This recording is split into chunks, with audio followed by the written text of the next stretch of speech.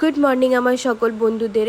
ঘুম থেকে উঠে এখানে কিচেনে মায়ের কাছে আসতেই দেখি এত মাছ নিয়ে চলে এসছে পাপা।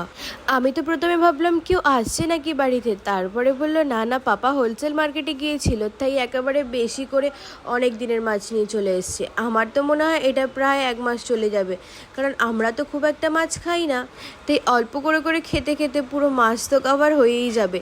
আর এই যে নিয়েরে মাছের সাইজগুলো দেখুন, এই যে লটি মাছ না, কি বিশাল বিশাল সাইজ দেখুন, বেশ বড় বড় আর তাজা তাজা পেয়েছে, সেই জন্যই মনে হয় বেশি করে নিয়ে এসছে। আর নিয়েছে আমুদে মাছ। এখানে মা সবসময় আমুদে মাছটা আনতে বলে, কারণ হাটের পক্ষে এই মাছটা নাকি খুব ভালো হয়। একটু হয়তো বাঁচতে কষ্ট হয়, কিন্তু শরীরের জন্য তো খুব ভালো না।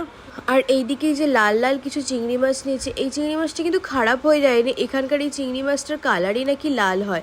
প্রথমে তো মা কালী বলতো খারাপ হয়ে গেছে, খারাপ চিংড়ি নিয়ে চলে এসছে।